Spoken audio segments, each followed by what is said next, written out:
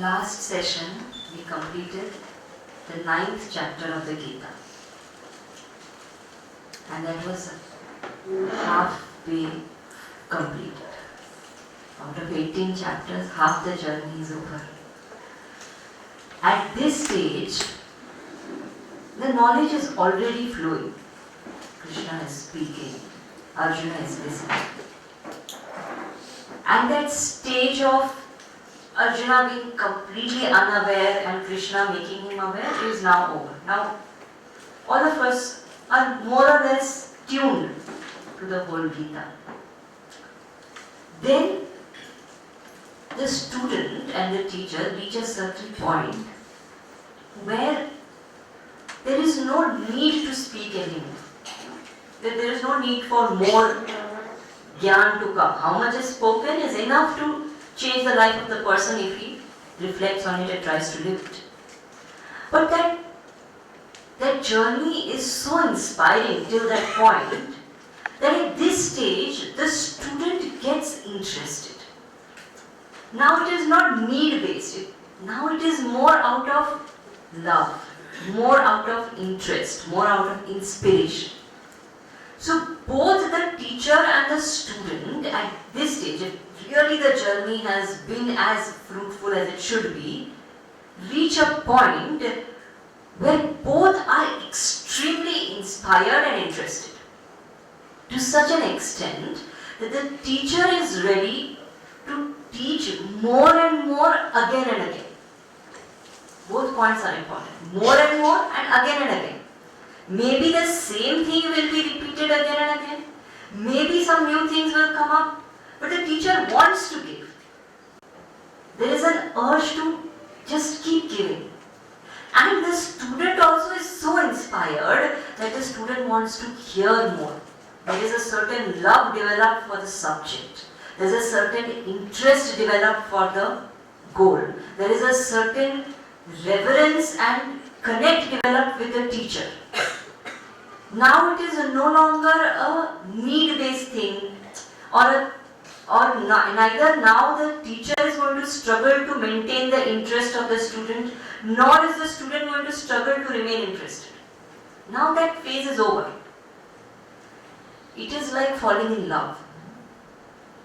Initially, both are trying to maintain the relationship, make sure that they don't leave, make sure the relationship is built up, etc. Then a relationship reaches a certain stage where that insecurity of that person leaving me, going away, not being interested is not there. Now we know we are in love with each other, and now that there is an urge to just share. There is no need of doing it out of a need. One is just doing it because they love each other. This is the stage which Arjuna and Krishna have reached now. So in the beginning of the 10th chapter,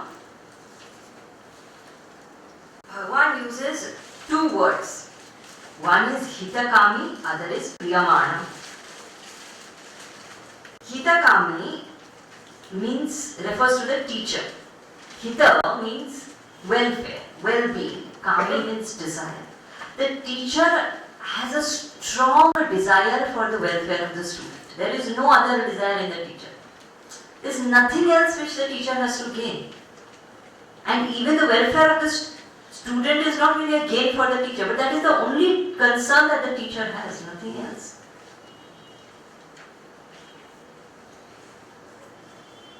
I don't know how many of you managed to see that movie on a Quest. If you haven't seen, there is another screening on 12th, I think. 12th? Yeah. 12th of April. On a Quest is a movie made on the life of Gurudev. It's a very inspiring movie. If you have the opportunity, you must watch it. I think you can meet Sunita after the talk. She'll give you the details. Yes. Stand up. She's Sunita. So in that movie, when you watch it, you will see there's an incident. Gurudev is sent to the Himalayas to Tapovan Maharaj to study. Shivananji tells him, you go to Tapovan Maharaj and study. And those days, even today, if you go up to Uttarkashi, the transport system is not really great. Of course, now recently after the calamities, it's worse. Even before it wasn't great. Big buses can't go. Buses can't go at all. Only some cars with few people could go with great difficulty, slowly. The roads are not good, and that is more recently. In those days, traveling up to the Himalayas in cars was out of question. So when he went walking. So walk up all the way from Rishikesh to Uttarkashi. He reached there and Tapovan Maharaj looked at him. He said, I have been sent by Swami Shivananji to study under you. Tapovan Maharaj said, what is the proof? Where is the letter of reference? This thought hadn't even occurred. So he said, I don't have a letter. He said, go back, get the letter. Imagine you walk all the way. And then he comes back, all the way back, meets Shivananji, takes the letter. And when Shivananji is writing the letter, Gurudev asks him, saying, I didn't know all this, but you must be knowing Tapovan Maharaj, and you know he asked for a letter. Why didn't you give me the letter beforehand? It would have saved me one trip. He said, you didn't understand the point. He's not even interested in the letter. He wants to know how interested you are. Any ordinary person, you walk up in that kind of a weather, in that kind of a terrain, go all the way there and say, I want to study genuinely, and the reply you get is go back and get the letter. You say, forget it, I'm not coming back here. And today's day and age, so definitely. They'll say, I'll study from the internet, it's okay. Google Guru. No need to go to such a Guru. So he was testing the person. And that's why Shivananji makes a very important statement.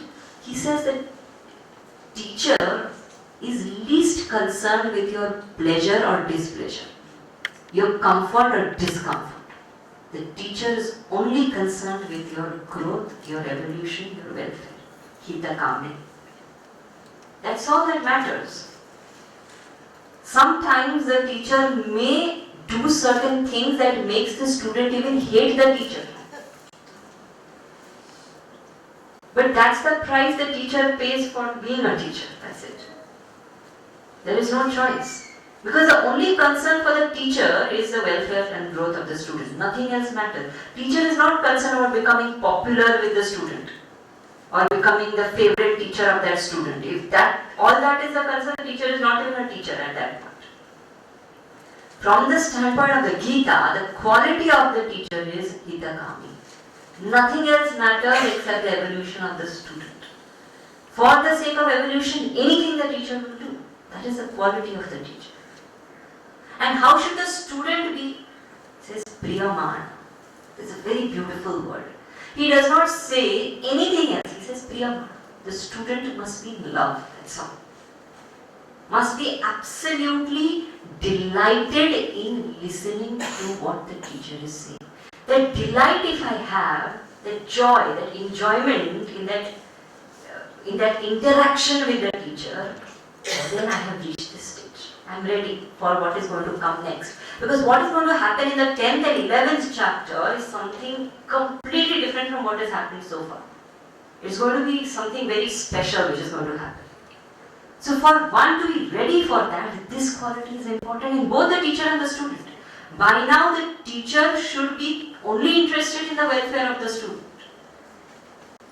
So that much of compassion the teacher should have invoked in oneself, and the student should be delighted in the knowledge. Then what is going to unfold now is going to make sense. Because now it is not need-based. If Krishna stopped after the 9th chapter, Gita could be completed. But now it's love. Now it's just sharing. Now it's a very different level which Krishna is going to lift us into. So because Arjuna has reached this level, now Arjuna makes a very special request. You know, when somebody is interested in someone, then it is that they want to know more about him. They want to see more of him. They want to understand him better. Already Krishna has explained quite a bit about creation and how the creator is and how creation happened. All that we saw in the 8th and 9th chapter was all about creation and created and how the cause and the effect, everything. So more or less he has explained. And if you remember, in the 9th chapter we mentioned that therefore Krishna says, see God in everything and everyone. Now Arjuna says, I want to know more. I want to know how to see you in everyone. How are you in everything? So this chapter, this 10th chapter of the Gita is called Vibhuti Yoga. Vibhuti means glory. So how to see divine glory in every aspect of life, in every aspect of creation is what is given in this chapter. So Vibhuti Yoga is actually not a practice which is being spoken about. Vibhuti Yoga is not a specific thing which is being spoken about. Vibhuti Yoga is a vision that is being given. A vision to see divinity in everything and everyone. First aspect. Now, you know, when people go on tours, to a certain city on vacation, there are different ways to enjoy a place when you go to a vacation. One is, some people like it this way. They will catch a local person. They'll say, aap dikhao. And that person may not be a professional guide, but that person will know the corner stalls, the roadside stories, the culture, the strange ways of the people there, and these kind of things, and these nitty-gritties, these intricate things, these details of that city, that person will make us see and enjoy. That's one way to enjoy a vacation. Second way to enjoy a vacation is you book yourself on a city tour. So they put you in a bus. They don't go into the details. They don't go into every small place, every corner, every stall, but they will take you to the important places of interest.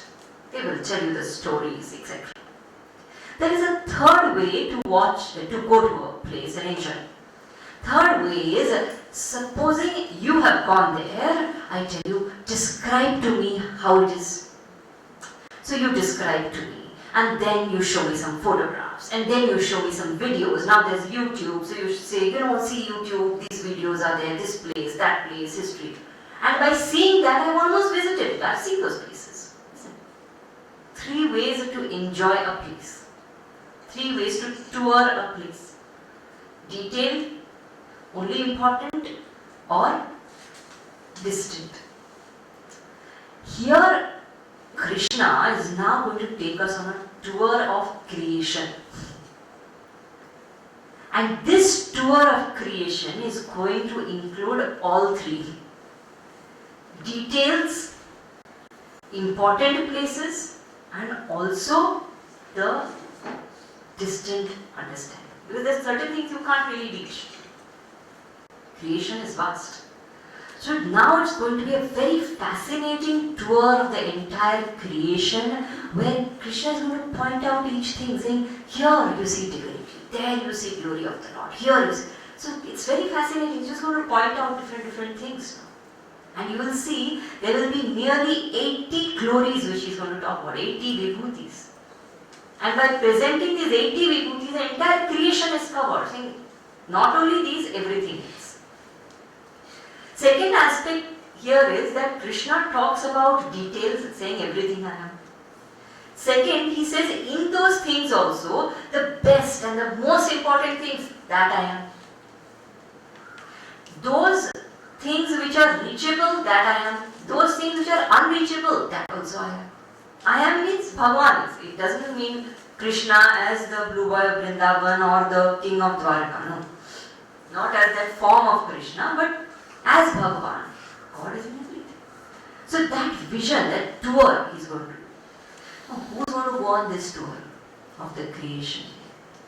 So Krishna says there is certain eligibility. Like you need a visa to go to certain places, there is a certain eligibility.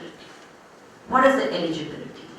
Eligibility to be on this tour is that one must be somewhere a devotee. That is the qualification. Certain amount of love, certain amount of shraddha is required to take this tour. Without it, not possible. And who is the main tourist here? Arjuna. Lucky man. He goes on a tour of the whole creation with Krishna.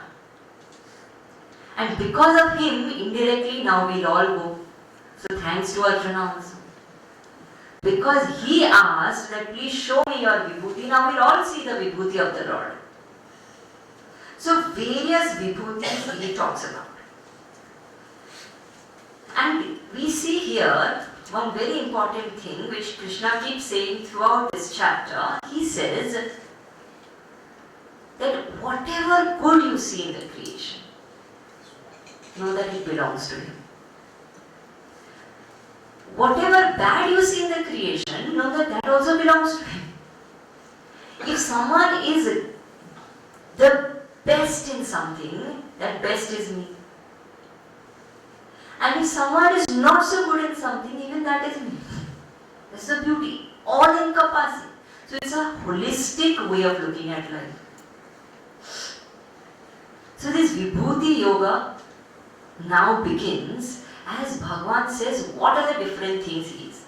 We are not going to go into all the 80. If you are interested, you can read the book. You've been given the book and you were told to read it in those 15 days. I don't know how many are following that instruction.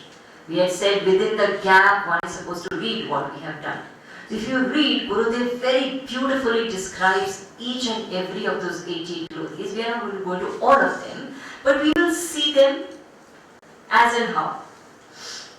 So first Bhagavan says, what is the most amazing thing about the creation? He says the most amazing thing about the creation is that there are some people who are very intelligent, some people who are very wise, some people who are very talented, very bright. So Bhagavan says the buddhi, the jnana, etc. in them is me. So that means if at all I think that I am intelligent, the intelligence is of the Lord. Then somebody said, but I am not intelligent. I am deluded, fool. He says, samoha. That samoha also is me. That delusion, that foolishness also is me. So the intelligence also is the Lord, the foolishness also is the Lord. Meaning does not mean that maintain foolishness in anywhere bhava nahi hai. What it means is that if at all it is there, there cannot be a sense of degradation towards anything. No contempt is allowed. One can correct, but one can't contempt. Then it is said, if somebody does something wrong and you manage to forgive that person, that kshama, forgiveness, that is the Lord. Imagine how detailed Bhagavan is going now to say that you don't have to go anywhere else to find God. In small things is God. Kshama is God. Just the ability to forgive somebody is God, and forgiveness is so important. Actually, if a person practices forgiveness, instantly divinity is experienced. Because it's not easy to forgive. Very difficult to let go. And forgiveness is of different kinds. There are some people, if you make a mistake and they know it, you had it. The rest of your life you will keep hearing. The mistake never gets forgiven. Second kind is, you make a mistake, they feel bad, they get angry, they punish, but after that they forgive. Chalo abhi ho gaya. I have also punished. Khatam. Third level is, you do some mistake, they forgive, they get angry, but then they forgive. No punishment. So at least that much. Fourth is, you make a mistake, they forgive, but for the rest of your life you will hear, मैंने तुझे माफ किया था ना उस time.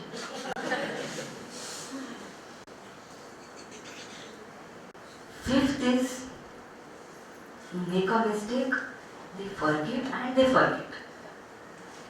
Sixth is even higher.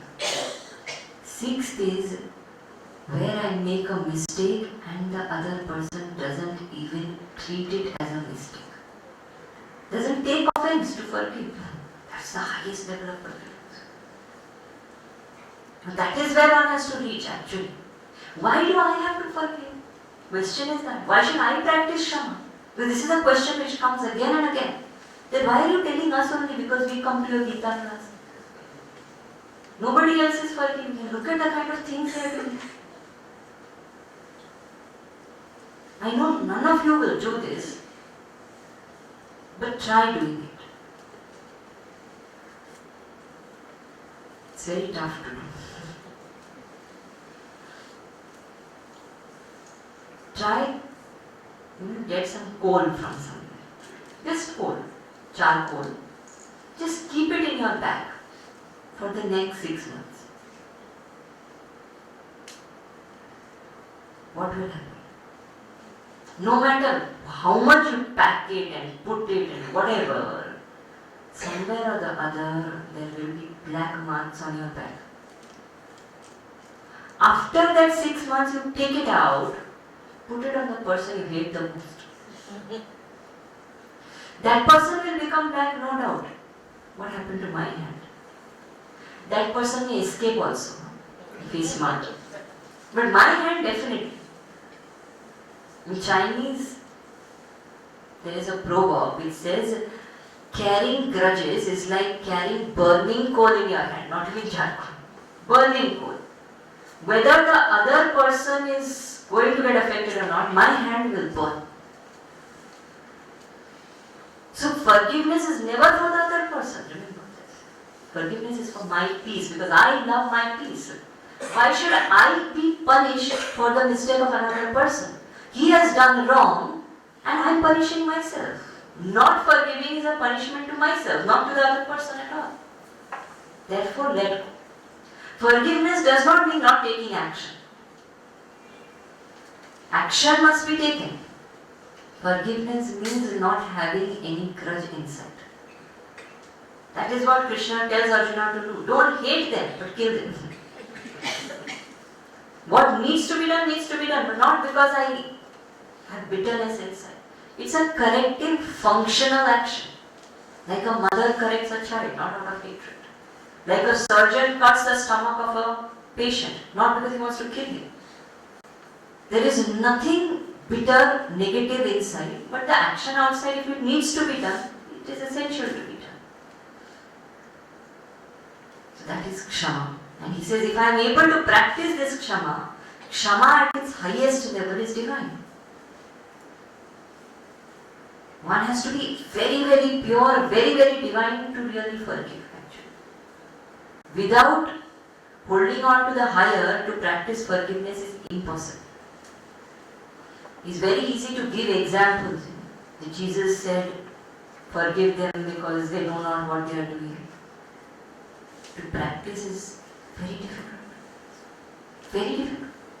When somebody does wrong to me, to really think good of that person, very tough. And that needs purity, that needs divinity, that means anchoring in the higher. That's why he says, Shama is me. Dhamma Shama. He says self-control is me. Mind control, sense control. If you are able to do that, that also needs a lot of purity. It's not easy to control the mind. Merely with willpower, it does not happen. We think, I will be strong. And when weakness comes, we all know the strongest person falls. Great rishis like Vishwamitra, etc. fell. It's not easy. It needs tremendous amount of purity, devotion. So he says, Shama Dhamma. Sukha. If I am happy, that itself is divinity. Gurudev always used to say this. I have said this before also. Refuse to be unhappy. Many places he would sign when people would ask autograph, he would sign, keep smiling. But that is divine. It's not easy to keep smiling all the time. In joy and in sorrow, to remain happy and to be able to smile through the challenges of life requires inner strength. Again, purity, divinity. But supposing I become sad sometimes, Dukha also is Bhagavan. Bhagavan says Sukha Dukha. Dukha also is Bhagavan. So if at all sorrow comes, accept it. This is the way Lord is manifested in my life. Never mind. The moment I see divine acceptance comes. It's a very beautiful thing. Yoga means seeing that one truth as many. That manyness as one. Vibhuti means seeing one as many. So that many things which we are seeing, that multiplicity we are seeing, if we are able to see that oneness in that is yoga. And if that one truth I am able to see as the many which are manifesting, that is Vibhuti. So the many manifestations of the Lord, Sukha and Dukha, joy and sorrow, pleasure and pain, everything as the Lord Himself. Bhaya and Abhaya, fear and fearlessness, both are nothing but manifestations of the Lord. meaning the entire world with all its pair of opposites is the Lord. All the emotions, all the values, ahimsa, non-injury, is the Lord. Samatha, balance, is the Lord. Tushti, contentment, is the Lord. Anything you pick up. Dhanam, doing charity, that itself is an acknowledgement of worship of the Lord. We saw in the 4th chapter also. Yasha, if one gains, fame through righteous means, dharma, that is also the Lord only. Anything in the world can be the Lord and anything can be divine. In fact, what is not divine? Then Bhagavan further says, amongst these things also, because it's very difficult, it's very easy to speak, but it's very difficult to say everything, every little thing is the Lord. You can't see divine in everything. It is okay. You pick up the best in everything. That best is me. You can't think everything. Pick up the best. Through that best, lift the mind. Idea is to make the mind so pure and so divine that one is able to see the divine. Whatever is the means is okay. So now he gives examples. So he says that amongst those who are amongst the Adityas. Adityas means they are not sun. They are luminous beings. They are sons of Aditi traditionally, according to the stories of the scriptures. They are the sons of Aditi, Adityas. So amongst the Adityas, I am Vishnu. Vishnu does not mean Bhagavan Vishnu. Vishnu is name of one of the Adityas. There are supposed to be 12 sons of Aditi, 12 Adityas, luminous beings who are extremely pure, extremely flawless. If you go to Kailash Mansarovar, it is believed that in the night,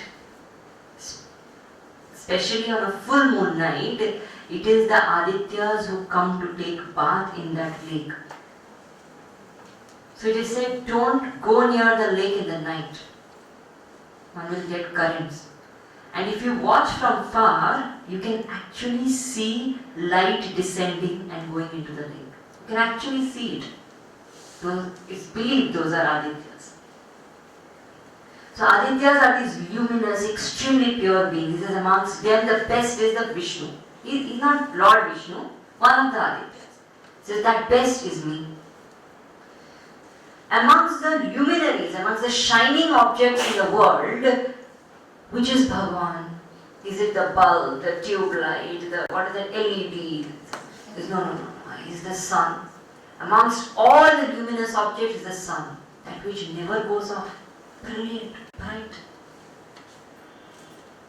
Then he says amongst the nakshatras. Nakshatras means stars.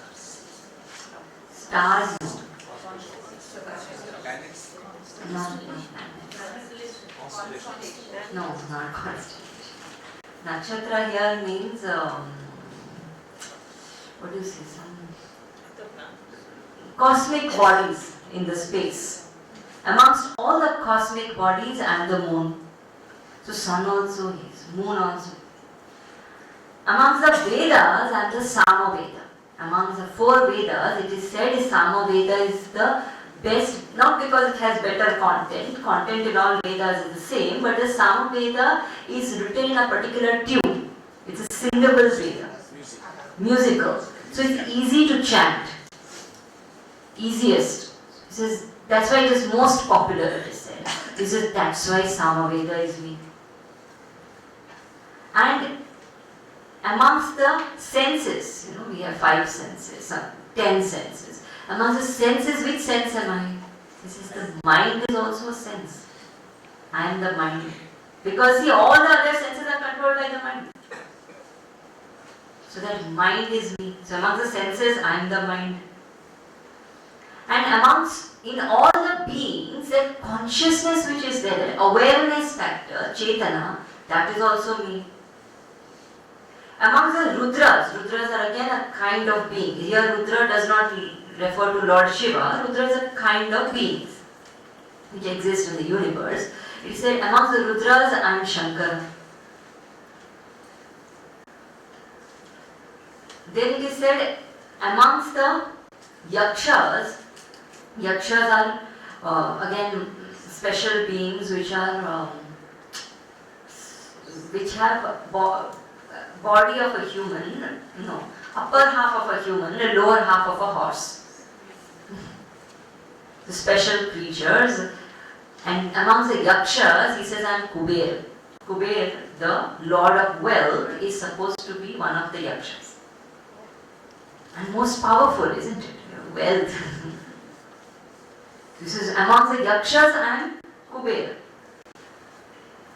And amongst the mountains, I am Meru. There is a Meru Parvat.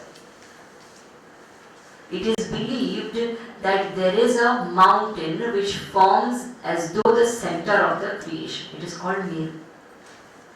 So it is said that Meru is me.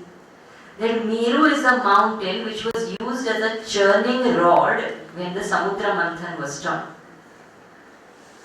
So when the churning, you know how you churn milk, etc. Then nowadays people don't churn, they use blender. But earlier days when they used to churn, so the ocean had to be churned. Now you have to churn the ocean, you need a big churning rod, isn't it? So they said the best is bring a Meru mountain. So the Meru mountain was actually used as a churning rod for the Samudra Manthan.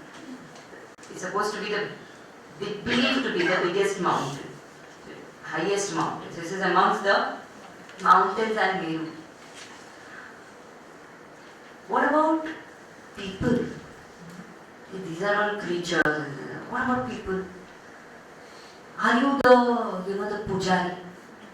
Because those are, we relate God to these things.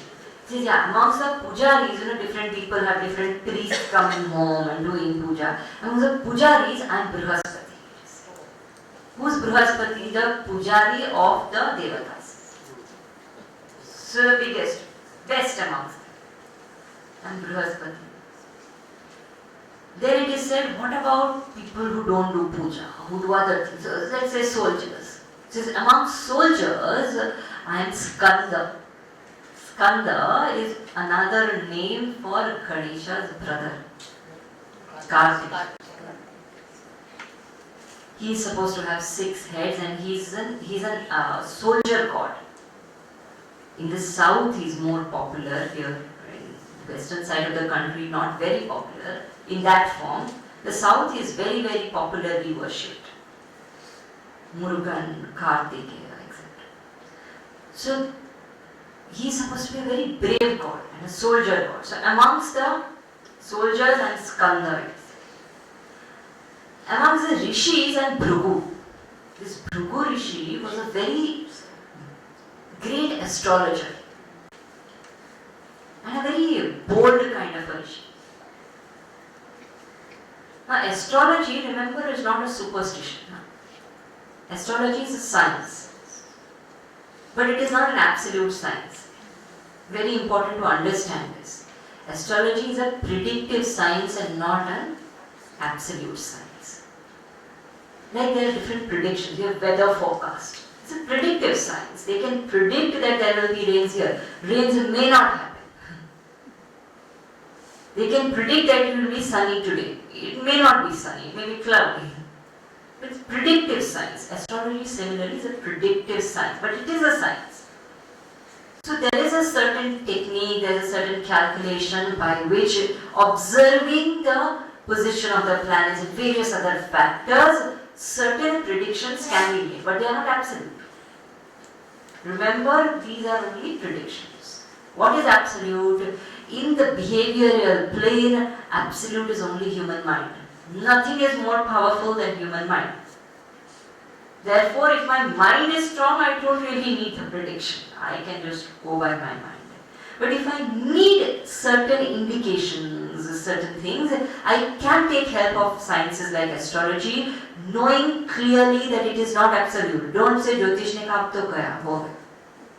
A lot of people do that. They take it as the absolute. It is not absolute, it's predictive. Any good astrologer will also tell you the same thing. If they are sincere to their signs, they will say this. That I have said this based on prediction, but ultimately it's you. You have to decide. If you want to do something else, you can. Human beings have the choice, the freedom to make or mar their own destiny. Nothing is absolute. So ultimate power is of the mind, but astrology is a science. So supposing somebody says amongst astrologer who's the best, he says Bhrigu, because he's written the Bhrigu Samhita. Bhrigu Samhita is a very special text. It is said it has the prediction of the future of each and every living creature ever. Imagine the genius of that Bhrigu Rishi to be able to predict everybody's future. Everybody's, who is ever going to be born also. Everybody's future is there. So that is, he says, amongst astrologers, I am Bhrigu. Girami asmi aksharam. Ekam aksharam. So he says, amongst the alphabets, I am A, the first alphabet. Why A? Why not some other alphabet? You know, the first sound which comes out of a being is A. When a child is born, even to cry, the first sound is A. To speak, the first sound is A. Without A, no sound can be made. Even if you say ka, kha, ga, kha, in that A is there or not? Without A, you can't say ka. So A is as though the basis of all sounds. So therefore he says, I am A amongst all sounds. Yajnanam japa yajnosmi. Amongst the yajnas, amongst the various sacrifices, selfless actions. Which selfless action? He says, I am japa. He says, amongst all the selfless activities, I am japa. Why japa? Because it's the easiest. You see, Bhagavan is becoming available to us through the Vibhuti. He doesn't want to be something which is unreachable. So he says, I am japa. Japa is the easiest yajna to do. You don't need fire, no havan kund, no samakri, nothing, just chant the name of the Lord. This is amongst all the selfless actions, I am japa. Sthavaranam Himalaya. He says, amongst the immovable objects, I am the Himalayas. The glorious Himalayas in which so much of spiritual vibration is there. That is the beauty of the Himalayas. There is something special there. You go there, you will know the power of those mountains. When I was younger, I never been to the Himalayas until I came to the mission and started traveling with the Swamiji's here. I used to wonder why in our culture they worship a mountain, a river. It's weird. And I didn't realize it till I actually went there. When you reach that place, you realize what a power that place has. Just being there makes the mind quiet. Of course, if one is available. Otherwise, in the best of places, nothing happens. But there is a power. That is the reason they say when you do your prayers, face the north. North is the Himalayas. Not because north has some special power. Also because the Himalayas are very interestingly so densely populated by sadhaks, great rishis, great sadhus, they're sitting there and meditating, day in and day out. So when we wake up in the morning, face the north and meditate, the collective vibration of their sadhana is absorbed by the mind. So the greatness of the Himalayas. Then he says, amongst the trees, I am Ashwatha. Ashwatha is a peepal tree. Why he says peepal tree, we will see in the 15th chapter. So I am not going to it now. You have to stay with us till the 15th chapter. And he says, amongst the Deva Rishis, because there are many Deva Rishis also. Amongst the Deva Rishis, I am Narada. You know, Narada, very unfortunate. Very unfortunate. I really feel sorry for him. such a great master, such a great devotee, such a great missionary, teacher. And this media, they popularize him like a cartoon character. Very sad. One antenna on top. Very, like a caricature kind of a person going and doing some kind of gossip here and there. That is not Narad. You read the scriptures, what a man. Complete alchemist, transforming people after people. Ratnakar he transformed, created Valmiki. Prahlad he transformed. Dhruv he transformed. Every person he met he transformed, inspired, put them on their path. Helped them discover their potential. What a man. What must be his devotion? 24/7 he chants the name of the Lord. You think about it. 24 minutes continuously with devotion can we chant? 24/7, Narayana, Narayana. What must be his purity, isn't it? And what level they show him as? A gossip monger, some kind of a... Very sad. We must understand. You should study this text. Narad Bhakti Sutra, written by Narad Muni. Study this. You can't find such a manual on Bhakti. So beautiful. So logical. Then we understand the depth of that master. And what spirits he had, what urge to serve, what compassion to go out into the world again and again, meet devotees wherever they are, inspire them. So many stories that devotee was there and Narad Muni came there, told him you chant the name of the Lord, and so many stories. How many such people? Guru to so many. So he says amongst the Deva Rishis I am Narad. Then he says amongst the Gandharvas and Chitraratha. Gandharvas are again special divine creatures. They are the what do you say? The entertainment department of the Devatas. The supermodels, the singers, the Gandharvas. Extremely good looking, extremely powerful, extremely talented, performance oriented. Naturally, such people will be indulgent. So, indulgent also. And it is said that in the night there are different praharas, Each prahara is allotted to different types of beings. No prahara in the night is allotted to human beings. Therefore, it is said we should sleep at night. This call center culture is not proper. It's not good for health also.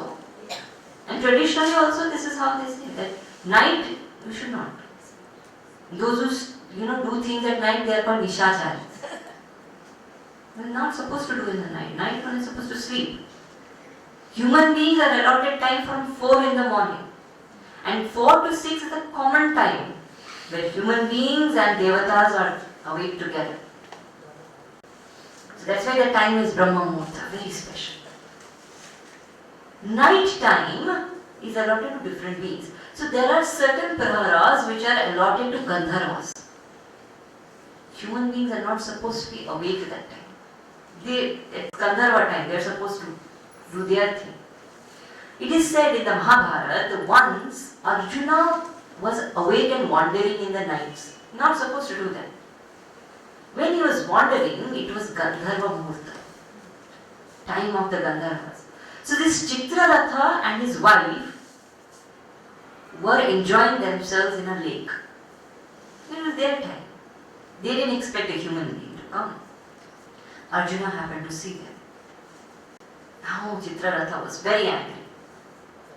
So Chitraratha said, you are not supposed to be here. Why are you here?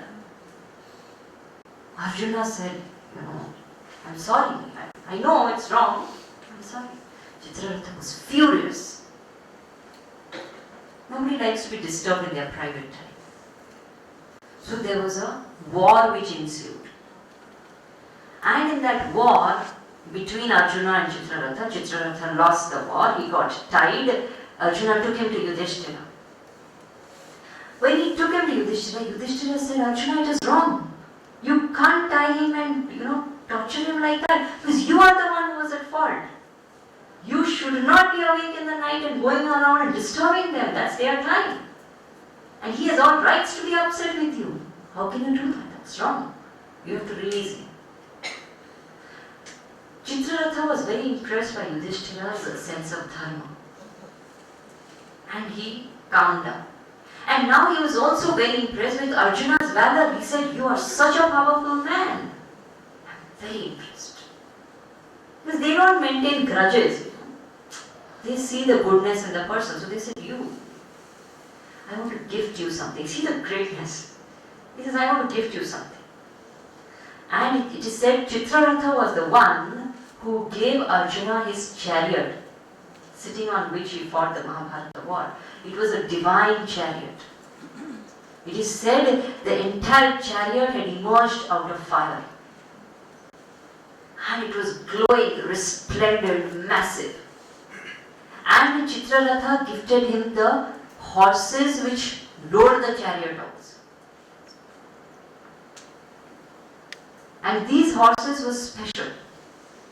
These horses could fly in the air, walk on water, walk on soil, do anything. Not only that, every time a horse from Arjuna's chariot died, another horse emerged. So Arjuna's chariot would always have 4 horses, because it's a divine chariot given by Chitraratha. So he says, amongst the Gandharvas and Chitraratha.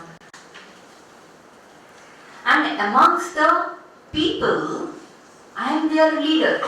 So whoever is the leader or the best amongst the people is the expression of the Lord only. Nothing belongs to the person. Then it is said, amongst the weapons, I am the thunderbolt, Vajra. There is no weapon more powerful. One can escape anything else. The thunderbolt one can't escape. No technology is there in the world to save one from that. Falls, it falls. Finished. Because amongst weapons I am thunderbolt. Dhenunam asmi kamadhuk. Amongst the cows I am kamadhuk. Kamadhenu. Wish fulfilling cow. Amongst the snakes I am Vasuki. Vasuki, that Samudra Manthan I was telling you, Meru was a churning rod. Vasuki was a rope. Imagine the snake is there. And it's very interesting. When the snake was decided to be the rope, they thought how to pull it. From the tail you can pull, from the head how? So the Devatas did a little manipulation. They gave the head side to the Asuras. Tail side they held. So Vasuki. And amongst the Nagas and Ananta Naga is the 1,000-headed snake on which Vishnu sleeps. And the 1,000-headed snake is very beautiful symbolism. Vishnu lies down and this snake is there and there are 1,000 heads and they are bending down like that. That sight is so beautiful. This 1,000-headed snake represents 1,000 thought possibilities, 1,000 sense indulgences. Poisonous can actually kill us. Our own thoughts kill us, isn't it? But when these 1,000-headed thoughts are bent down towards the Lord, then there is absolute peace and stillness. How comfortably the Lord sleeps. When the 1,000-headed thoughts are bent down to the Lord in such a peaceful state, even Lakshmi is at our service, sitting there and massaging his feet. Isn't it? So beautiful. He says, that 1,000-headed snake is me.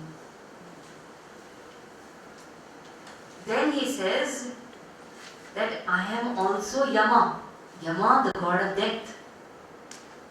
So don't think I am life only, I am death also. Death happens, that is also the Lord. Amongst the Daityas are demons. He says amongst the demons, I am Prahlad, best amongst demons. He was a demon. Raksha, he was a Daitya, born in the Daitya dynasty. What a person, Prahlad. No, we complain, saying, this is all easy, but we live in Mumbai, such a materialistic city, so difficult to be spiritual here. You think of Prahlad. In what materialism and sensualism he lived. We complain our family is not supportive. Who was supporting Prahlad? 8-year-old boy. His own father wanted to kill him. Just now he celebrated Holi. His own aunt wanted to burn him. Every day one murder attempt on him. Just because he is thinking of the Lord. Think. And what a strong mind. In all circumstances. He stuck. I am a devotee, I take the name of the Lord. Then he says that amongst the birds I am Garuda. Garuda is that bird which Lord Vishnu rides and which can go into any part of the creation. And the Garuda, if you see, hold a snake in the hand, in the beak. If you see the picture of Garuda, Garuda is always holding a snake. This snake represents the mind. If it goes out everywhere, it poisons.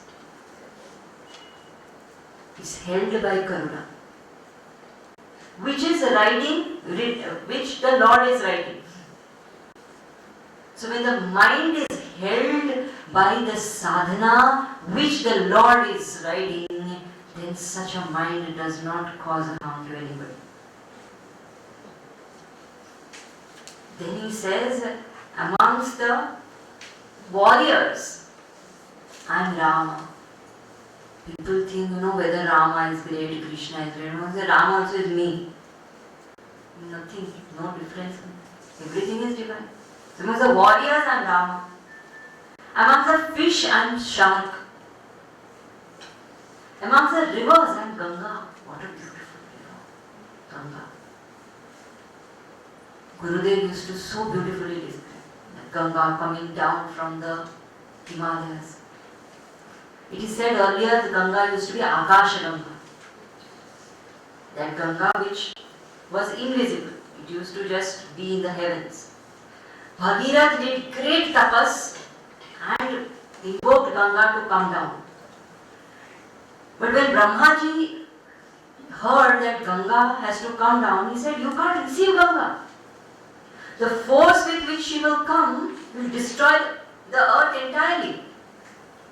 The only one who can receive it is Shiva. This is called Shiva. Then again Bhagirath did tapas called Shiva. And Shiva was requested. Shiva is Ashutosh, easy to please. So Shiva said, okay, you want me to receive Ganga? I receive. Bhagirath was happy. He invoked Ganga. Ganga came down, Shiva received her in his locks and disappeared. Bhagirath said, Are Rama, I want him to come down. Again he did tapas. Again Shiva came. So he said, Are you locked her in your matted locks, I want her to come to the earth. He said, you never told me, you only told me receive her, I received. He said, now please send her. Then Shiva lets out one small streak from that Ganga and it flows into the earth and it serves the entire earth. That entire Ganga river is one small streak.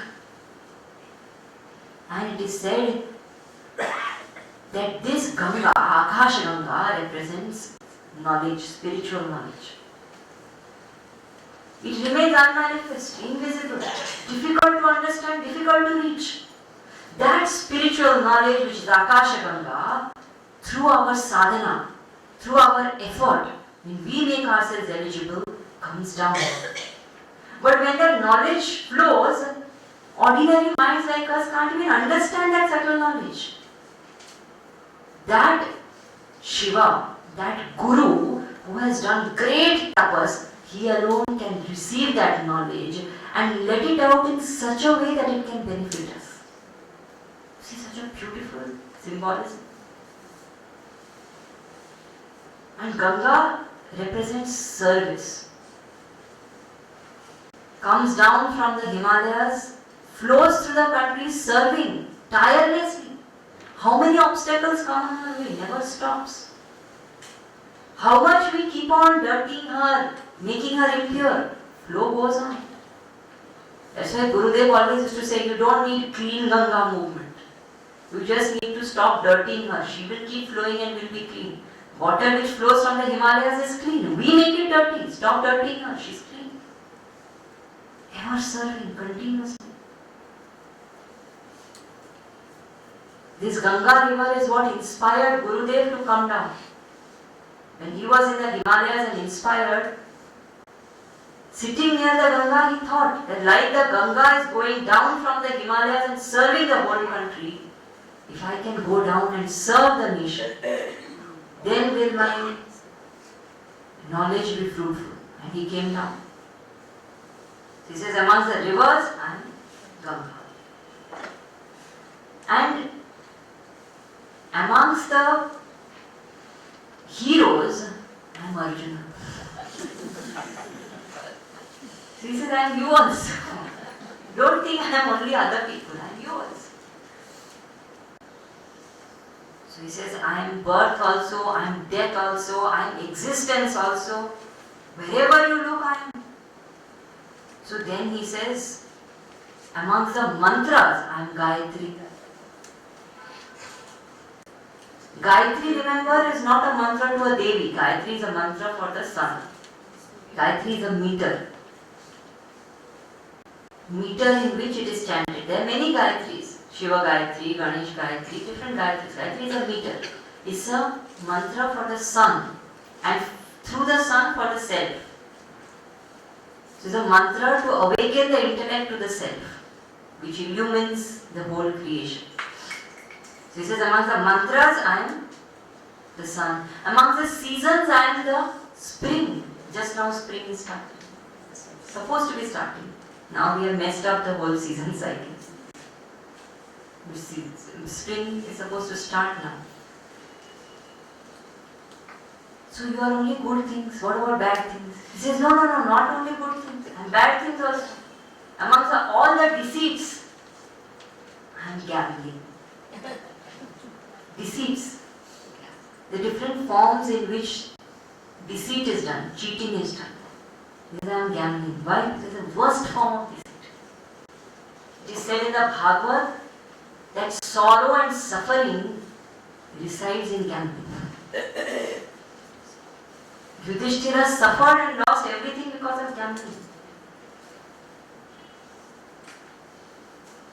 So he says, amongst worst things also I am there. But I am also dharma. And I am also the establisher of dharma. If you do wrong thing, you will get wrong results also. But that is also me. So then Arjuna says, you are all this. But you can't be only all this, isn't it? You must be much more. I want to see you entirely. Now see, the interest is growing. So that's where the 11th chapter begins, which is called Vishwarupa Darshana Yoga, where Bhagavan gives darshan. This is amazing. Where actually Bhagavan manifests in entire resplendence. I'll give you an example. Nowadays there are so many TV channels. You switch on TV, there are hundreds and hundreds of them. And we keep flipping it.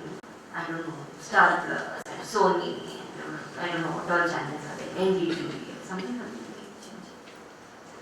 Imagine if all the hundreds and hundreds of channels start playing together. Can you watch? Chaotic it will be. But now Arjuna wants to see that. He says, you can't be only this, you are everything, I want to see that form.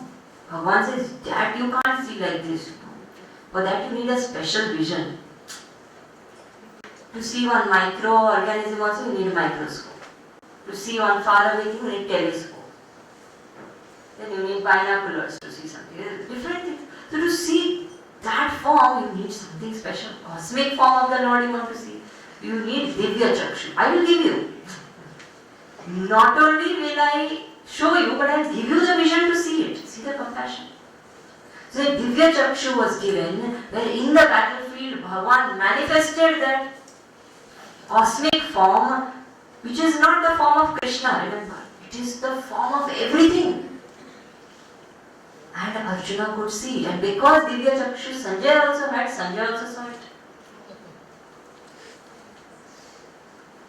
So the divine cosmic form, all-encompassing form of the Lord was shown to Arjuna. In that form, there were hundreds and hundreds and thousands and millions of people. Millions of forms, millions of creatures, millions of heads, millions of hands, millions of legs. Because every whole creation is there. Now at this moment, think how many people are dying. How many creatures must be dying? How many creatures must be born? Imagine seeing all of it together. What must be Arjuna's experience? Forget that much. If we think of anything in its totality, you think of bacteria. Think of all the bacteria in the world. Can we think? Think of flowers. All the flowers in the world, can we think at one time? Bhagavan shows him actually all of that. All the birth, all the death, everything moving and unmoving. In that Arjuna sees Bhishma, Drona, Karna, everybody going. Bhagavan in his fierce form as though swallowing and biting all of them and killing all of them. Because all the birth and death is being seen. Everything that has happened, will happen and is happening. Multitude. That kind of a form cannot even be imagined by us. We can't imagine totality of anything actually. Forget that kind of an entire form. And Bhagavan says, this is not all, there is much more to me. In that, he sees the entire cosmos. So many planets, so many galaxies, so many suns, so many moons. Imagine the brilliance that must be coming out of the Lord at that time. In one body, he sees all of this. And he sees that all the divine creatures, all the saints and sages, everyone is there. When Arjuna sees such a form of the Lord, what will happen to Arjuna? I think just imagining it, what happens to us? Overwhelming, isn't it? It's gross also, gory. Imagine the mouth open and creatures going in and dying and born. There is this glory also, brilliance also, creation also, destruction also, everything happening at the same time. Millions and millions of things happening at one time, the mind can't even grasp. Overwhelming. So on one hand, Arjuna is overwhelmed. First response. Second is Arjuna is filled with devotion. That entire bhavana which he had for Krishna as a friend, as an equal, is now completely changed. He suddenly says, oh my God, what is this? Third, he had only asked for this, remember. He had said, I want to see this form. Krishna didn't say, I want to show you. But once he's got into it and he's actually seeing, he's now scared also. So much of destruction and creation to see together is not easy. Fourth is, there is so much of detachment because he sees that the death of everybody is already happened. In the massive scheme of creation, we are only mere instruments. Even if we don't do it, what has to happen will happen. It's already happened. We are only mere instruments. So there is complete detachment. And Arjuna says, I'm so overwhelmed, Krishna, but I can't see this anymore. Please stop. I don't want to see this. You please show me your normal form. And not your form as Krishna. You show me your form with your four hands, with Shankha, Chakra, Gada, Padma. Very symbolical, the form of Vishnu. Blue in color. Why blue? Because when human eyes see anything which is immeasurable, it looks blue. That's the nature of the science. Look at the sky. Sky is not really blue. It appears blue because we can't see the extent of the sky. Ocean is not really blue. It appears blue because we don't know the extent of the ocean. Anything that I can't gauge the extent of looks blue. So Vishnu is blue in color, meaning infinite. We don't know the extent of the Lord. Holding Shankha, Chakra, Gada, Padma. Why Shankha? Shankha represents the call of dharma. The Lord is the one who constantly drives the individual towards dharma. So many situations come into our lives unasked, which again and again give us opportunities to go to the path of dharma. Chakra represents the changeless amidst the changing. You see the Lord standing with the chakra. The chakra is continuously moving, the finger is still. Amidst all the changes that are happening, the continuous movement in the creation, there is a still, serene, changeless substratum, the finger of the Lord. Changeless amidst the changing. Gada represents holding, giving up the ego in the hands of the Lord. But the Gada has a big head and a slim body, like our ego, isn't it? Big head. But when the Lord holds it, then it becomes divine. That same ego, when we give it in the hands of the Lord, it is divine. And Padma represents absolute detachment. Living in the world, not affected. Blooming in water, never wet. Padma. So he says, you show me that form, that is at least soothing. This gory form I don't want. Earlier he asked. Many times it happens to us also. We ask for something. You may have asked saying, we want Gita talks. Now you may be getting tortured. Can't help it. You asked. Now I'll come till it's completed. So Bhagavan gave Arjuna whatever he asked. But now he says, I know. You are that indestructible truth. You are that absolute. You are not Krishna also. You are everything. Every form he could see in that. Every possible form. He says, you are all of that. But show me that form. And Bhagavan is so compassionate. He is an obedient Bhagavan. So he showed him that form also. Then it is that Arjuna suddenly remembers that, oh my God, what have I done? This is the feeling which Arjuna has now. He says, what I just saw is the divine form of the Lord. But all this while, how was I treating him? Sometimes teasing him, troubling him, nagging him, calling him names, because they were friends, how. So he says, oh God, I called you names. I just called you, hey Krishna, like that. I didn't even think of him like this. He says, please forgive me. Please, I'm sorry. I didn't know you were like this. In my ignorance, I treated you so disrespectfully at times, unknowing, without knowing the glory.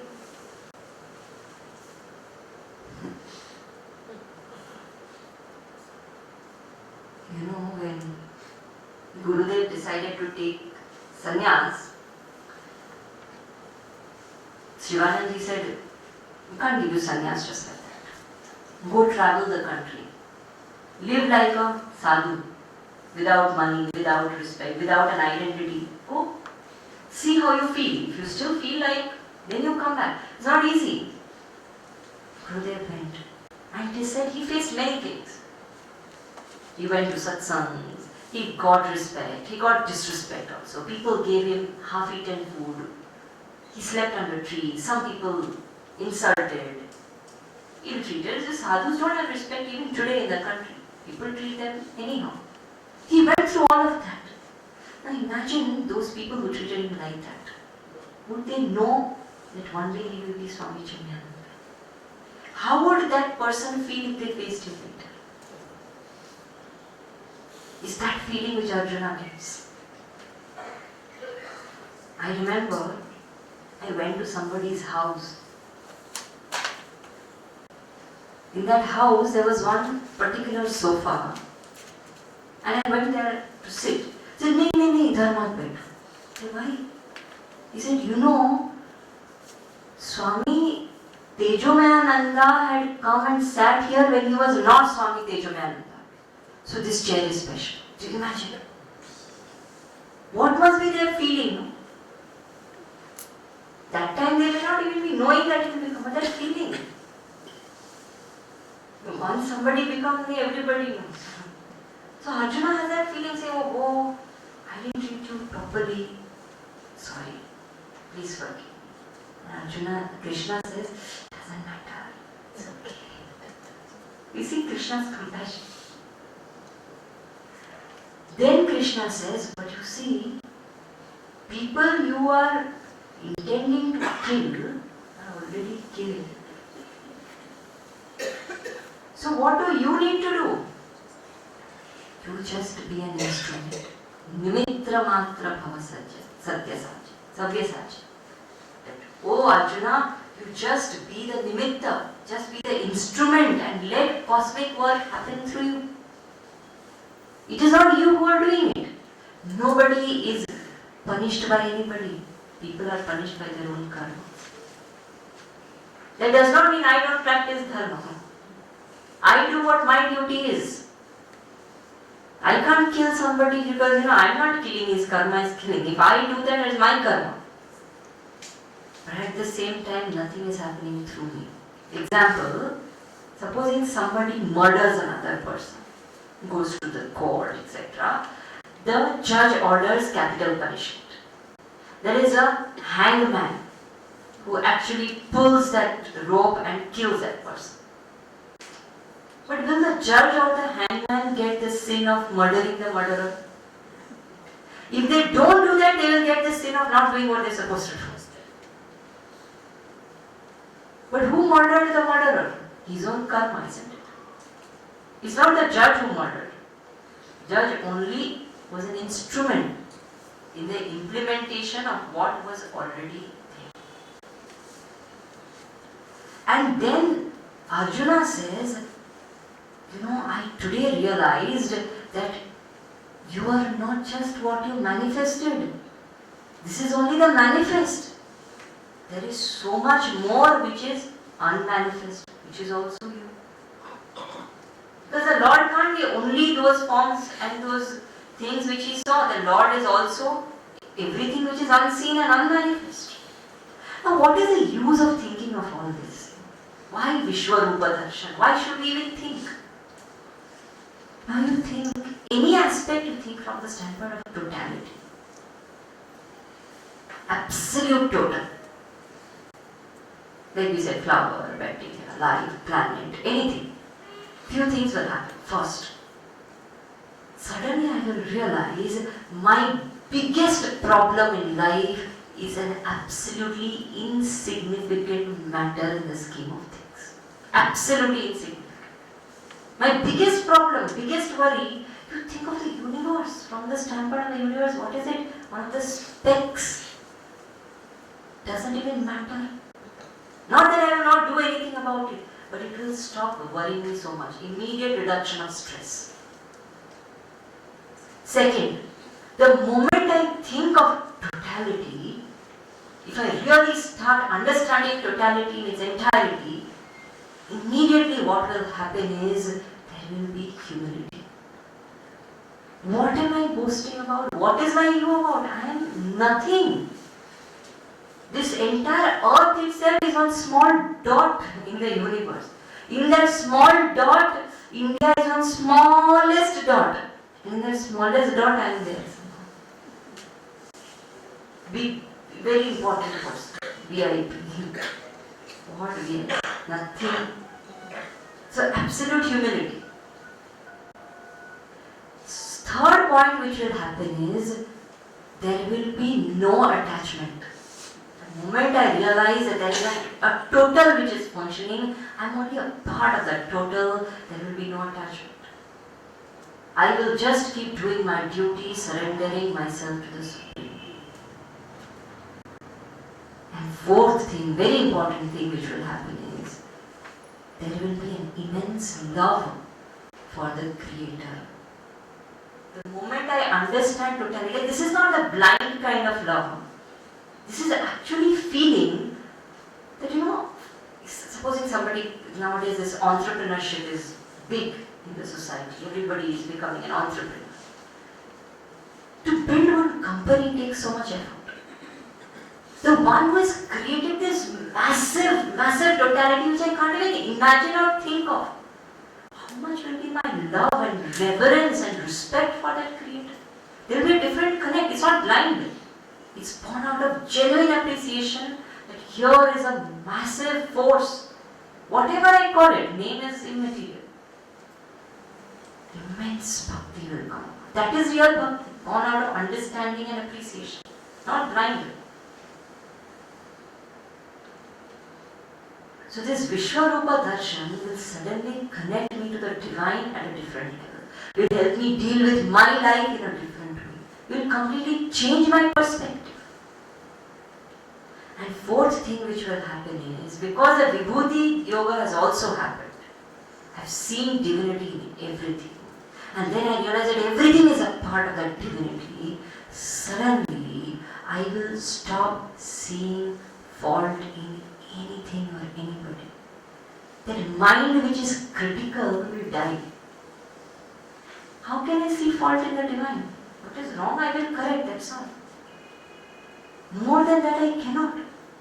I will stop criticizing anything and anyone. How to criticize? Whatever I'm talking about the Lord. Criticize the Lord. Who am I? What authority do I have to criticize the Lord? And where is the Lord not there? A person who is truly inspired by the 10th and 11th chapter will not be able to talk negative ever. Never. Not possible. He says, I am gambling also, I am sin also, I am dukkha also, I am sukha also. I am the mountain also, river also, animal, snake, rishi, priest, you name it is there. What do I criticize? Nothing. And such a person will only see divinity in everything. Will be absolutely humble. The Pawan Maharaj lived like that. Every moment seeing divinity. You read that book, he's written a book called Wandering in the Himalayas. Because he used to walk through the Himalayas. Read that book. Amazing. How he's able to see the Lord and divinity in everything. You can actually connect to them. Seeing a bird, he's able to see the divine. Seeing the sky, seeing the cloud.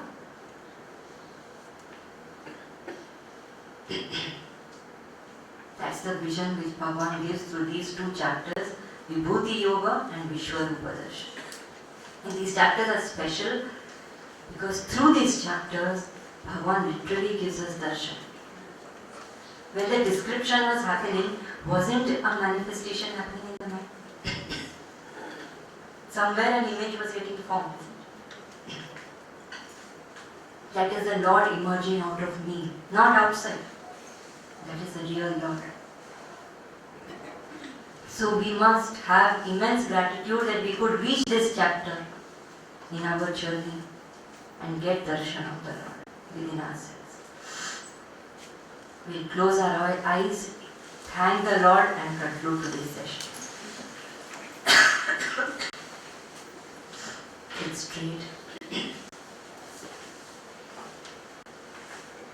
Whichever form of the Lord appeals to you, invoke that form. Fill the heart with love, gratitude, and reverence.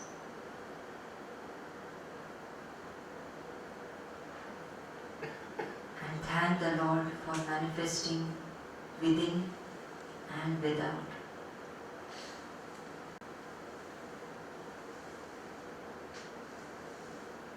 Om Asato Ma Satgamaya Tamaso Ma Jyotirgamaya Mrityurma Amritangamaya